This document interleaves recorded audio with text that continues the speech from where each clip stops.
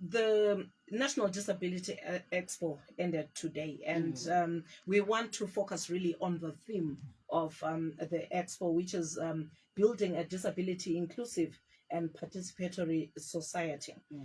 What is disability inclusion and participation, and why is it so important? Like I said, if it were me, I was going to add meaningful participation because I really believe that for people to participate, anyway, let me first define to say that being included and participating, it means that from the onset of something you are involved, right through to see it to the end.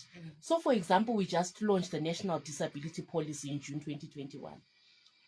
How involved were persons with disabilities themselves? How there are some processes that we totally skip some people. Let's say we only give a chance to the person with a disability, maybe who's in town or in the urban areas, yet we know that more than half of the population of persons with disabilities is in the rural areas. So all these things must be tracked. They must be tracked to see how participatory are they.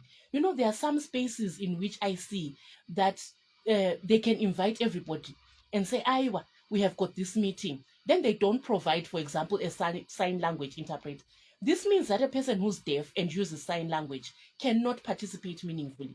So meaningful participation also means that you've got reasonable accommodation, you've got accessible infrastructure, you have got the involvement of all the people. So I've seen it that sometimes we have got participation, we've got inclusion, but it's not meaningful. There's no reasonable accommodation. I've seen meetings where they say we need persons with disabilities. They don't count. Vanozoti vari kuperekedza sarai panze. No, that's actually being discriminatory. So in meaningful participation and inclusion, there mustn't be discrimination. There must be reasonable accommodations for everybody. Okay, and now let's talk about the physical and environment factors. How do they affect the participation of persons with disabilities? So I'll retaliate to what I've just said. To say I've seen that most people think that the disability is, in the body. So that's not it. So we've got the disability that is caused by the outside environment. Naturally, the person has got an impairment. They can't hear, they can't see. But the disability comes through the social construct that we do. We haven't put a ramp. We haven't put something in braille. That's what exactly causes the disability. So that's where the infrastructure and things come in. So we can actually eliminate disability because disability, we now see that it's a social construct. What we are telling, actually, it's also ableist to say alagoni. You know what I mean? So it's what we put in place that makes that person disabled. I've seen buses that are accessible. People can go in the mall, they can shop, they can do their shopping. I think it was 3 weeks ago where I attended a conference where there were guide dogs. Guide dogs, animal assisted, therapies and so forth, and assistive technologies that are there to say persons with disabilities can function in the society without us putting the barriers. So I think where the society now comes in is when we put the barriers, when we eliminate all the reasonable accommodations. We are disabling a deaf person if we don't put the sign language interpreter. We're disabling the person who uses a wheelchair if we don't put the ramp. You see, so there are a lot of accommodations that we can put in place in the environment that makes it participatory, that enables that person to participate and be included in everything. Okay, our time is now 18 minutes to 9, and this is the disability factor. If you're just joining us, I thank you for making us your station of choice. We are Star FM, sounding good all the time, and tonight we are talking to Samantha Sibanda, who is the founder and director of Signs of Hope Trust. She is sharing with us her opinion on how best the country can address challenges that are faced by persons with disabilities to ensure that they are not left behind in the nation's development agenda. Someone is coming through our WhatsApp platform, and this is Tendai Mazuru. Thank you so much for coming through, Tendai. I know um, you also do a lot of wonderful things out there. We appreciate that. And Zindoda kuti first, people with disabilities to know secondhand information. I'm even shocked about that expo kunzwa zvinhu zvapera. And also again, atipiwe opportunity to do zvatinenge tichidawo kuita. Hanzi tinoponderwa musaga. I don't know. But issue he raises a valid point. Yeah, information, accessibility to information. Vari kuti vazozvinzwa zveexpo izvi zvapera. Maybe going forward, zvoitwa sei ukuthi abantu bonke bathole this information before the expo is even done. It's not really surprising what the caller is saying. And we always at Signs of Hope say persons with disabilities are indeed secondary beneficiaries of information. Unotoita zvekunzwa sometimes hazvizi izvo. Unotonzwa kuti iripo musi wa15 kana kuti chii. The platforms that we use to share that information, we now need to be diverse. If we want a participatory society, we need to be diverse, use various methods of sharing the information. Personally, I saw this about the expo on WhatsApp. So I'm not sure how those who don't have WhatsApp were going to hear about it. So maybe we can also use other platforms, text messages. And I think something that the National Disability Policy did point out was that we don't know kuti vanhu vane disability vari kupi. Ndiani ari kupi, anogara kupi, ane which disability. That's also important.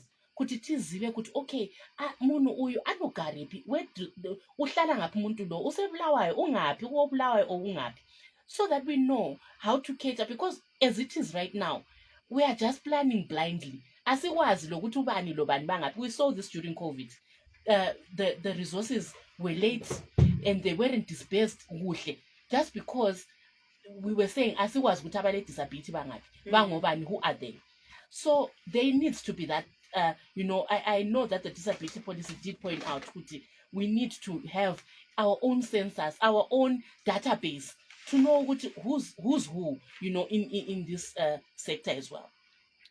Okay, anzi nemumwe ana kuzotaura manje zita rake. Anzi, thank you Samantha. We really need more of those talks. Disability is not inability. You mentioned issue yekuti vane urema havasi kuzivikanwa kuti vari kupi. Zimstat yakaburitsa mashoko and paiitwa census painzi pari kutounganidzwawo zvekare concurrently, tichiverengawo dzimba, tichionawo kuti mudzimba umu kune vakaremara here, vane urema hwakaita sei, vakaita sei. Why are we then not using that information now kuti tinge tichibatsira? You just opened another can of worms, Patiswe, because I know in most of the groups that we have been talking about the statistics on the census, I really think we need to engage ZIMSAD more, because what they have produced is what we call the functionality report of Zimbabwe. What they used are what we call the Washington group of questions to ask people, how functional are you? It's actually another big topic, but anyway, their estimate of whom they called persons with disabilities was 1.6% of the population. For many activists, we really saw this as a problematic figure, because then it means a lot. If the statistics like globally are saying about 15% of a population is disabled, then it means our 1.6, it means asivalanga kuhla ngithi. There are a lot of things that the Washington group of questions skip, like persons with psychosocial disabilities or autism. We know that they are there. But what they have produced is what they call the functionality report. How functional are you? How well do you remember things? So they grade these things. And out of that report, they've said only 1.6% of the population is disabled. So this is clearly something that we really need to take forward. And I know that we will be having talks with the ZIMSTAT so that we can understand each other. How can we, corroborate all these results of i-1.6 to the 15% that we're expecting or more. Ngoba nxa sesikhonapho, we're also counting abale old age, we're also counting people with epilepsy and other disabilities that the Washington Group of Questions does skip. So we need to do more. I still support the fact that the Minister of Social Development has said we want to count people with disabilities. And I'm sure that with that count, it's going to be a different statistic. Angazi, but okwakathesi, I'm still, kind of not in agreement with what Zimstat has said are people with disabilities. Okay. So also remember that on the breakout, we have also launched the new segment called the Disability Lounge on Wednesdays from 5:15 to 5:30 a.m. with Tami Ndlovu, who will be joined every week by former Star FM presenter Nyams, who is now based in Germany. Nyams will be looking at everyday issues affecting persons with disabilities on the Disability Lounge from 5:15 to 5:30. That is every Wednesday on the breakout with Tami. Now, coming to you, Samantha. Okay, before I come to you, Ernest Fulao, who is the secretary of Mavuko Tafara National Disability Association, Anzi on Expo, Maria Idiwa to participate is too much. And this one says, Anzi Vanema disabilities, Anzi they are hidden in the rural areas. My parents and caregivers, Anzi they ship them to the rural areas. So maybe if you can quickly respond to someone mari, maybe yaidiwa to participate. So the participation fee for individuals was $25. And I would want to agree that it may have been expensive as well, considering that there are other logistics that you need to take care of, like transport and so forth. So that again, you can see that the cost can be a to participation, like what the caller has just said. Yes, for us as an organization, it was the first time Yekuyend. So I would say we did need a partner, somebody who would help us put it here and there. So yes, if you're underfunded, and so some people would say that it can be an event for elite people or not. I don't know, but I do think that his point is valid. Kana iye ane disability achito chema ukuthi, these are the voices that must be heard as well. Kuti vataure kuti aiwa, it's expensive, but I will commend the OPC for something. The Disability Expo, it rotates. It's not held in one province only. They do rotate kuma provinces. So now we're in Marondera, but last year we're in Gweru. Then the other year, vanengwa chingo chinja. So I will commend them for that. Once the expo is in your area, you can also attend. So I think that decentralization, exactly. So now said do that way you can attend. And Tariro says, is there any help that is being offered to the disabled from the government, and is there any budget that is meant for people with disabilities? I remember in my previous discussions with Dr. Christine Peter, vachitaura kuti pane disability fund. So I'm sure this is a topic for another day because tikataura tikapedza nguva. But thank you for raising that. We will surely create an episode that is going to talk about that, so that tinopa vanhu information yekuti kana zviripo munoenda kupi kuti munge muchibatsirwa. Anzi hello, disability, does it include declared infertile people? This is John Machivenyika in the CBD. Maybe if you can quickly help us on that one. Infertile people, I don't think that may be a disability. Maybe our what can I say? Our definition can help to say a disability is an impairment a long-term impairment that you've got, and it bars you from participating equally with others. So if you're infertile, maybe that can be a social thing. Yes, disability is a social construct, but we are looking at things that would make you not to participate in the society, you know, like equally with your peers.